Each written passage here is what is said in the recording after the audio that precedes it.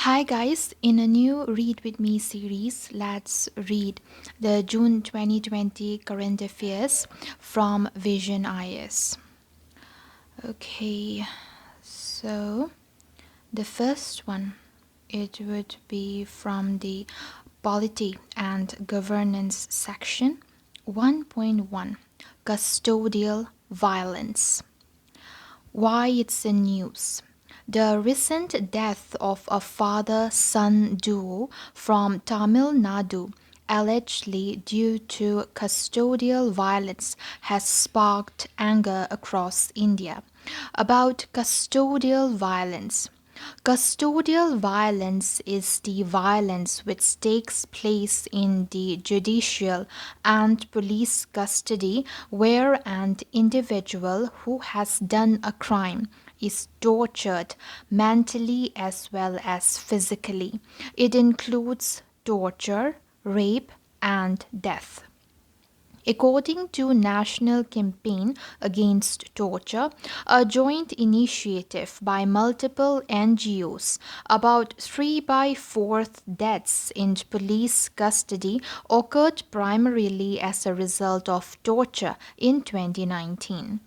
Legal concerns raised in such incidents. Poor regard of fundamental rights.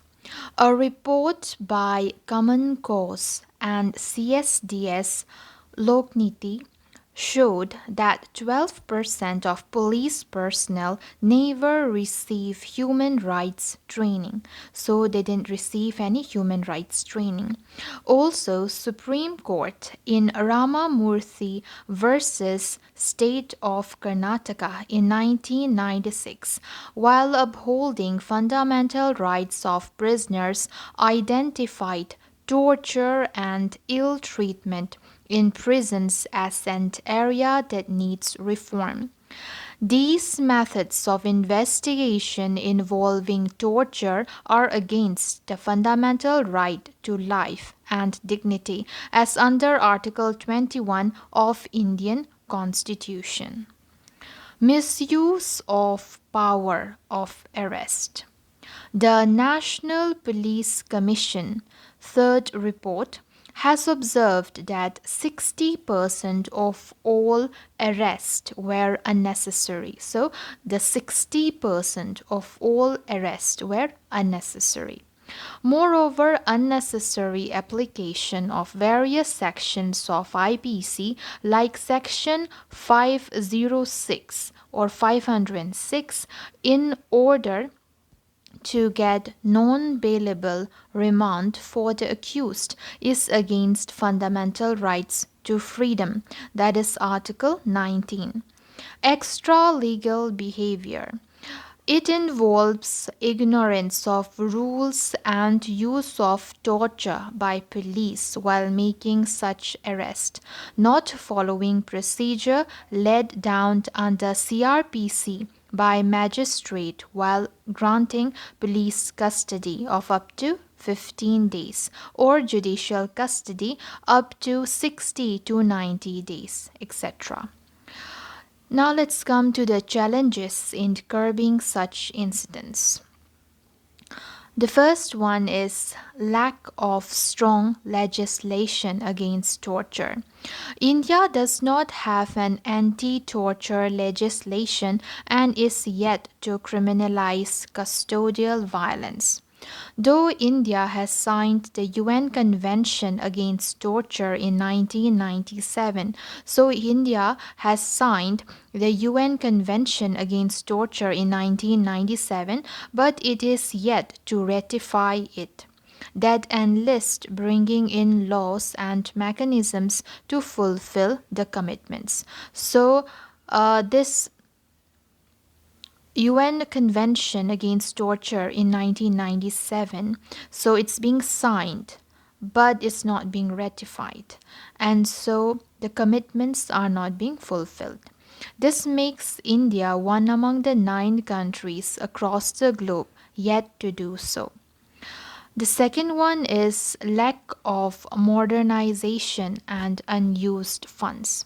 Bureau of Police Reforms and Development, BPR&D data, and the CAG has highlighted the underutilization of funds allotted under the Modernization of Police Forces (MPF) schemes. Lack of independent functioning. Police Act of 1861 is silent on superintendence and general control and directions. This enables the executives to reduce the police to mere tools in the hands of political leaders to fulfill their vested interest. So what happens is that according to this act 1861, we can say that it enables the executives to reduce the police to mere tools. So they are just tools in the hands of political leaders to fulfill their vested interest. The next point is lack of accountability and impunity enjoyed by police. Law does not permit common citizens to sue a police officer, and only the government has that discretion. So, a common citizen, they cannot sue a police officer, and only the government can do so. Recommendations of Second ARC and the Supreme Court Prakash Singh case in 2006 for constituting independent complaint authority to inquire into the cases of police misconduct have not been implemented by most of the states. So they are not being implemented. Also, India does not follow the command responsibility principle for police chiefs. That is, the commander of forces is not held guilty for failing to curb illegal activities of those in his charge. So the chiefs or the commander of forces, they are not held guilty for the illegal activities under his charge. Internal departmental enquiries to ensure wrongdoing rarely find police culpable. So even if there are internal departmental enquiries, and still they do not find any wrongdoings against any police officers. The next point is poor conviction rate. National Crime Records Bureau NCRB data highlights that between 2001 and 2018, only 26 policemen were convicted of custodial violence despite 1,727 such deaths being recorded in India as most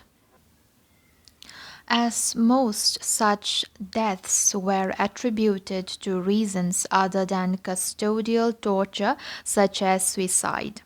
Tamil Nadu, West Bengal, Gujarat, Andhra Pradesh, and Maharashtra recorded zero convictions despite recording more than 100 custodial deaths in the period. Weak functioning of National Human Rights Commission. It is empowered to common witnesses, order production of evidence, and recommend that the government initiate prosecution of officials. However, in practice, its recommendations have only been limited to calling on the government to provide compensation or other immediate interim relief. So, only what they have been able to achieve is that they only provide compensation. The government only provide compensation or other immediate interim relief, but they are not doing anything against the officers or against such criminal activities, we can say.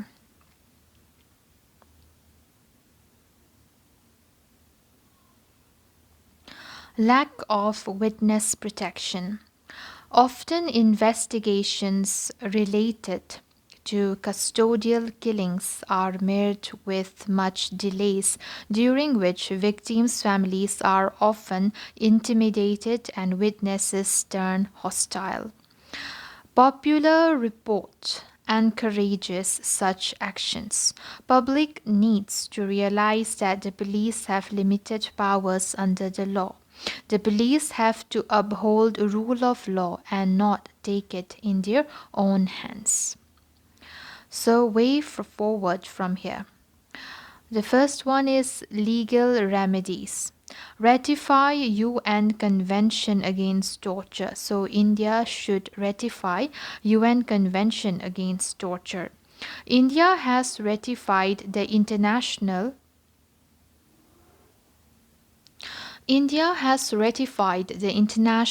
Covenant on Civil and Political Rights, but has only signed the Convention Against Torture and Other Cruel, Inhumane, or Degrading Treatment, both of which prohibit torture. Reform Section 197 of CRPC to make clear that prosecutors do not need to obtain government approval before pursuing charges against police in cases alleging arbitrary detention, torture, extrajudicial killings, and other criminal acts. Administrative remedies and enforcement of laws. Strict implementation of D.K. Basu judgment 1997. In this case, the Supreme Court issued 11 directions. So, in this judgment, the Supreme Court issued 11 directions to increase transparency and fix responsibility while making an arrest.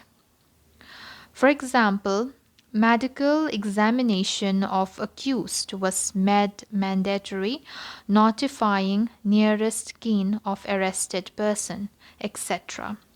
Although most of these recommendations have been included in CRPC by successive amendments, but these are often ignored by the police. Okay, these are already being included in the CRPC in the successive amendments, but these are being ignored by the police. Effective role of magistrate. Magistrates have a duty to prevent overreach of police powers by inspecting arrest-related documents and ensuring the well-being of suspects by directly questioning them. Ensure that the right to counsel. Okay. Ensure that the right to counsel is available to suspects as soon as possible in pursuance with Article 22 of the Indian Constitution. Ensure police accountability. So this is a way forward. Ensure police accountability. External accountability. Ensure that police complaints authorities (PCAs) are set up as provided by Prakash Singh case in 2006, and the practice of transferring police alleged to have committed abuses and ensure that investigations ordered by external agencies like NHRC are not referred to police from same police station. Internal accountability.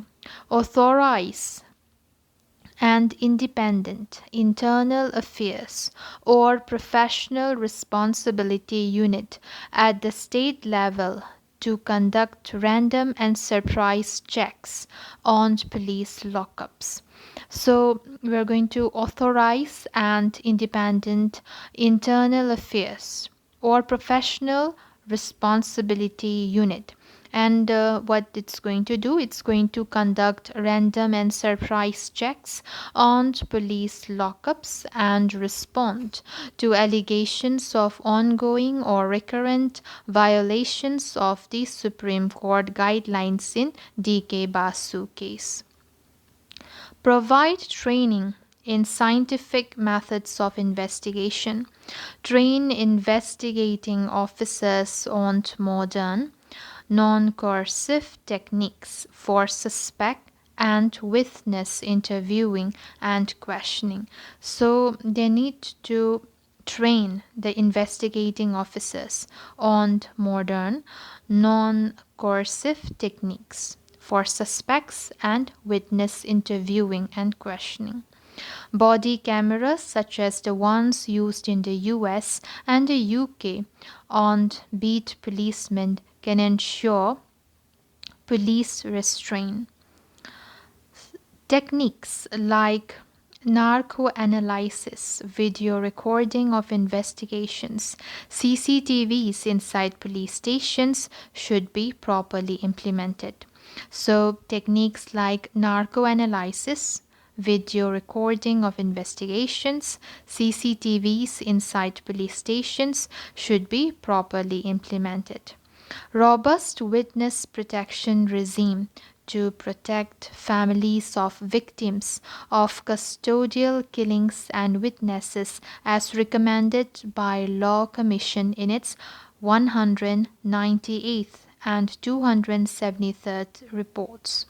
All complaints by families of victims and witnesses on any kind of alleged intimidation, coercion, or threat, etc., need to be recorded.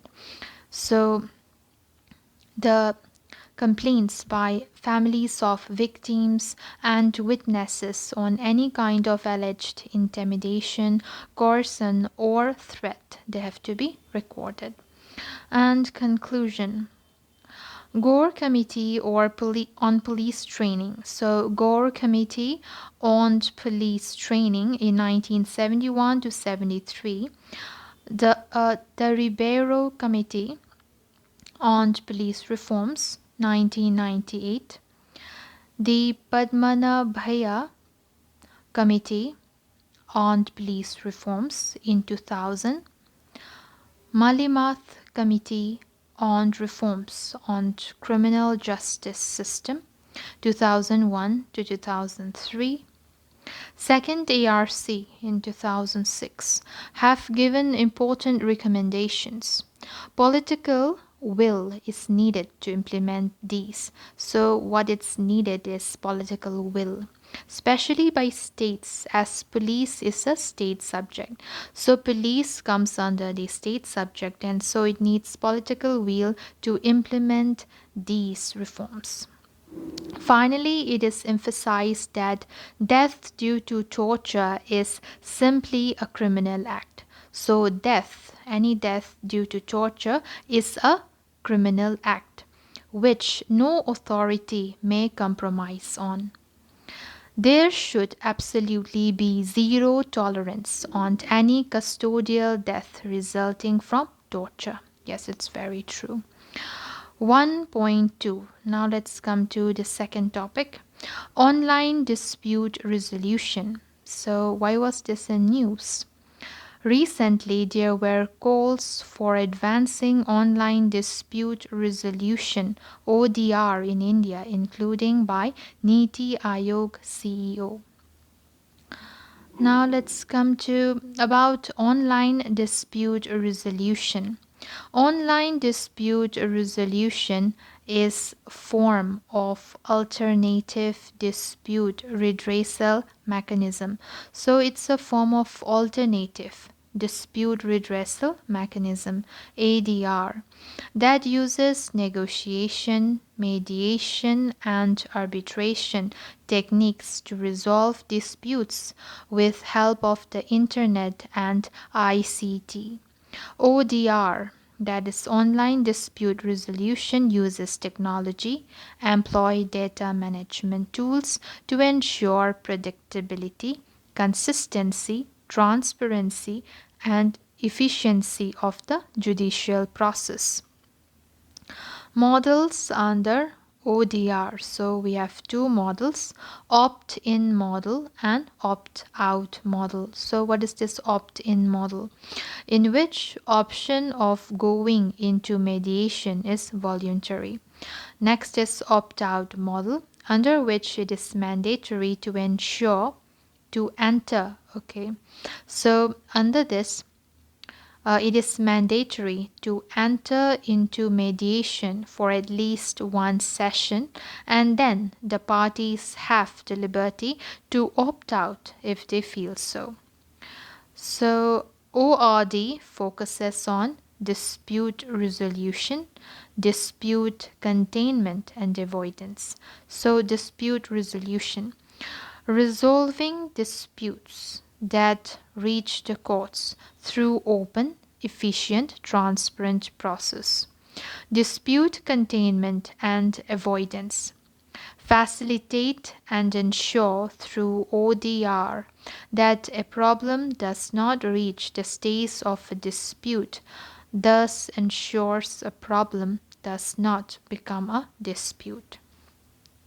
ODR is more suitable to complaints that are of low value, high volume, and occurring between users with access to internet. So, ODR steps. One party approaches ODR firm. Then the next step is firm reaches out to the other party. If both parties agree to arbitration rules, then an arbitrator is being appointed. So, time stamped intimations sent via email and WhatsApp. Interactions take place online or on phone, and the verdict is generally given in a month. So the benefits of ODR: reduction in pendency of cases, 4.56 million and 31.5 million cases are pending in high courts and district courts respectively, according to National Judicial Data Grid (NJDG). So NJDG, National Judicial Data Grid. Focus on complex cases. It has the potential to reduce high volume of disputes outside the courts and allow courts to focus more on complex or high public interest cases and provide accessible, affordable, and expedient justice. Ease of doing business. Enabling ODR will help to move up the ease of doing business ranking and enhance the enforceability of contracts. Example, a case that would take 6 months via arbitration is being settled in 30 days through ODR. Consumer satisfaction. ODR is the best option for enhancing the redress of consumer grievances, strengthening their trust in the market. Environmental benefit. ODR has made possible to carry on proceedings in an electronic room. This led to reduce the travel-related carbon footprints. ODR offers a more accessible, transparent, and faster option, particularly for companies dealing with high volume and low value transactions done online. With more Indians transacting online, the timing is right for ODR to gain acceptance as an easy mechanism to resolve grievances.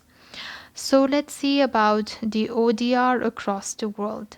E-commerce companies in US began ODR in early 2000 and country court mandates ODR as first step. In European Union, it is mandatory to all online traders to provide link to EU's ODR platform. In England, tax incentives are provided. In European Union, it is mandatory to all online traders to provide link to EU's ODR platform. In England, tax incentives are provided for cases with mediation under ODR. Now let's come to the limitations of ODR. Infrastructural issues, including technical impediments like high speed internet, latest audio and video equipments, etc., hinder widespread adoption of ODR in India. So it would be the infrastructural issues. Like ADR, ODR is also best suited to resolve only certain types of disputes, like damages that may be payable for breach of contract. Procedural issues, as some cases may require discovery, interrogatories, recording the testimony of witnesses, and the cross examination, which may not be convenient to process over the internet. Difficulty in enforcement of online awards, as generally the orders in execution are subject to appeals and this delays the process of execution.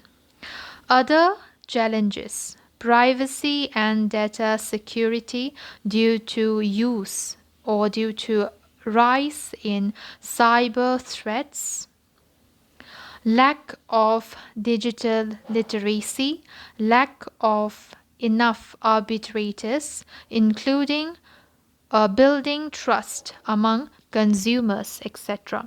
So there are many other challenges, and we can name some of them, like privacy and data security due to rise in cyber threats, lack of digital literacy, lack of enough arbitrators, building trust among consumers, etc. So, what is the way forward? Lok adalats must be encouraged to utilize ODR platforms to conduct online lok adalat, and NALSA and state legal services authorities can be encouraged to engage with ODR institutions. Court mandated mediation under the Commercial Courts Act and the Consumer Protection Act can be hosted on ODR platforms for a more consistent and deeper reach across the Indian society.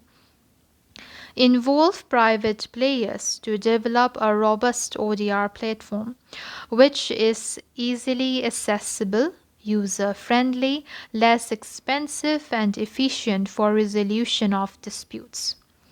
Create awareness amongst the lawyer community and also among the consumers about the advantages of ODR. Awareness among legal community about how this is an opportunity for them to grow too, and not see this as threat to practitioners. Now let's come to the next topic. 5th anniversary of urban missions. So why was this in news? The Ministry of Housing and Urban Affairs celebrated the 5th anniversary of the urban missions. PM Awas Yojana Urban Amrut AMRUT, Atal Mission for Rejuvenation and Urban Transformation, and the Smart Cities Mission. About the urban missions. So let's come to the first scheme, that is Pradhan Mantri Awas Yojana Urban, PMAY, U for urban. About the scheme: to provide Pakka houses to all eligible beneficiaries of urban India by 2022 with a vision of housing for all. Eligible beneficiaries. Number 1, it is economically weaker section, EWS. The second beneficiary is low income groups, LIGS. Third beneficiary would be middle income groups, MIGS.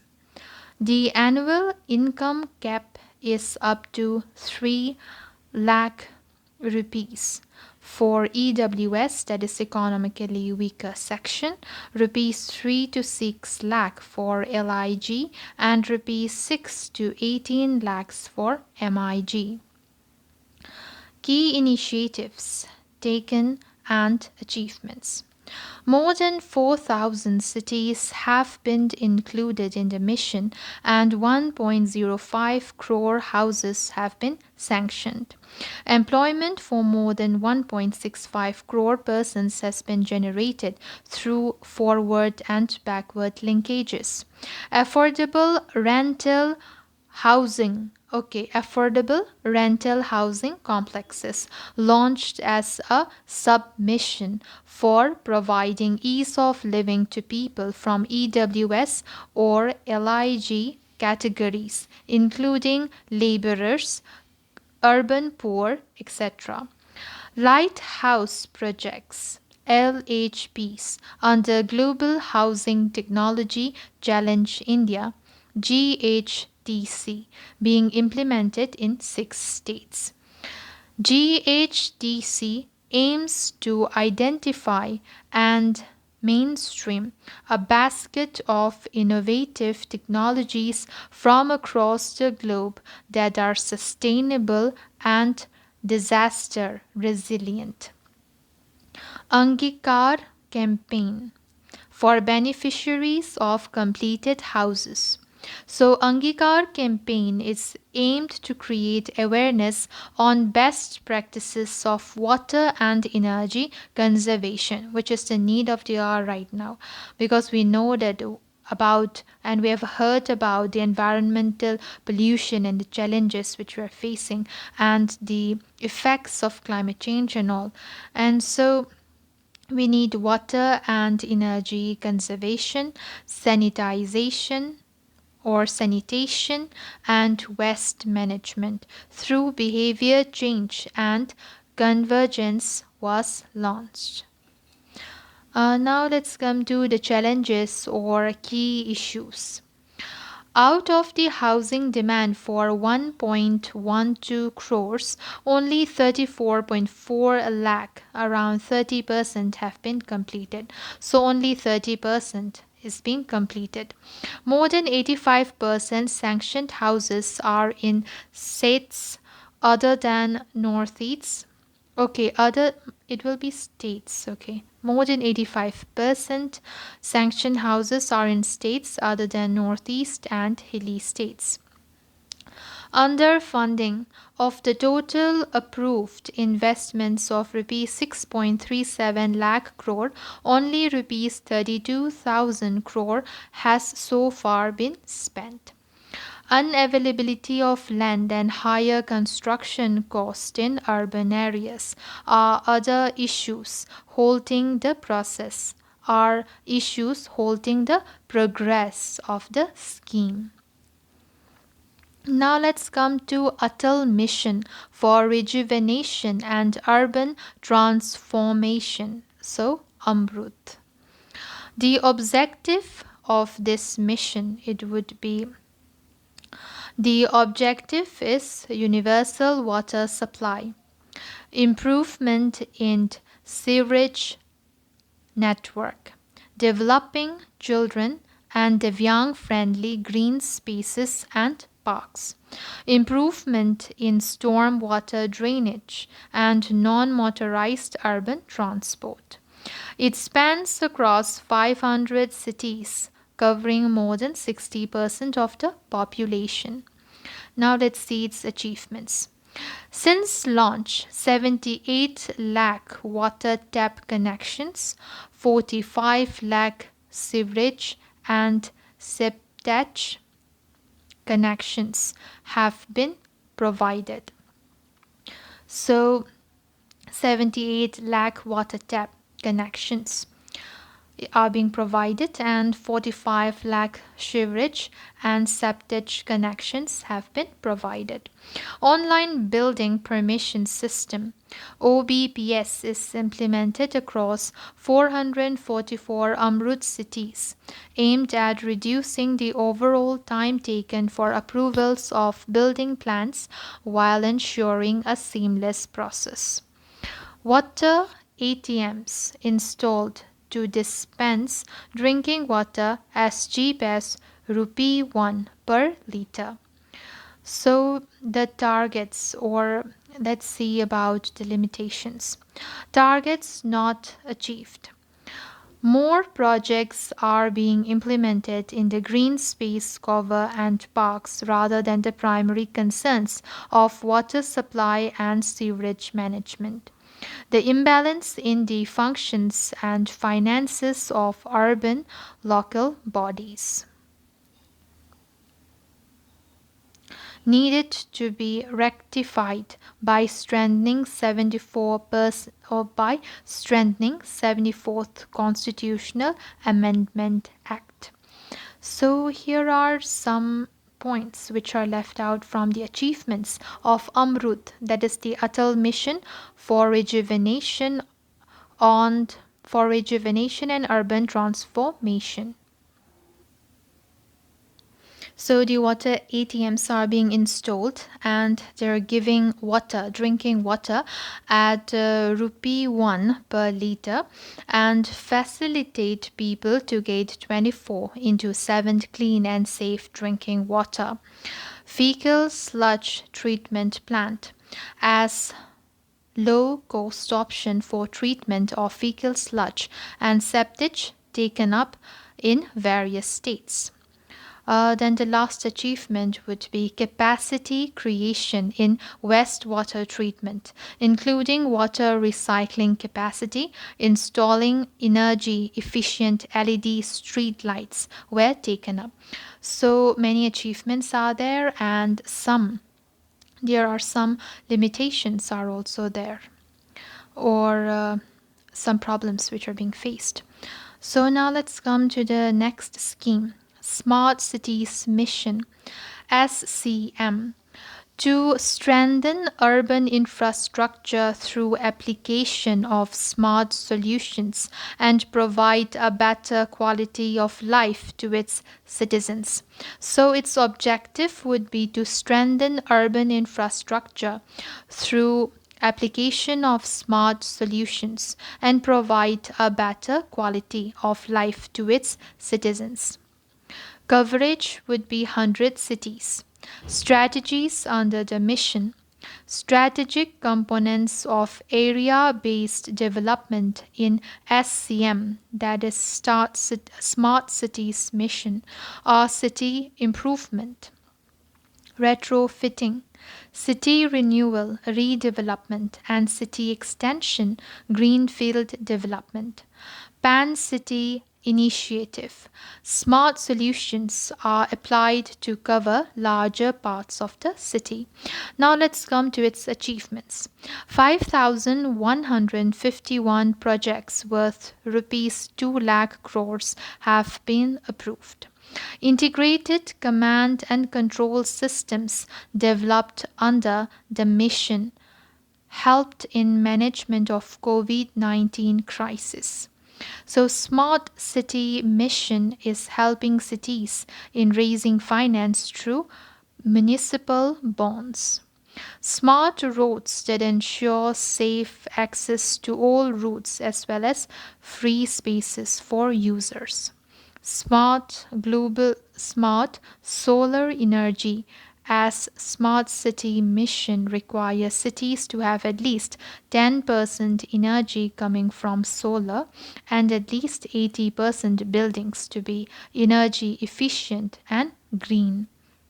Smart water, ensuring 24 into 7 water supply through performance based management contracts. Now let's come to the problems which are being faced in this mission, that is the Smart Cities mission. Project implementation falls short of targets. Only about 30% of the projects have been completed so far. So far only 30% of the project is being completed. So in my next video, let's continue with this current affairs of Vision IAS. So bye guys.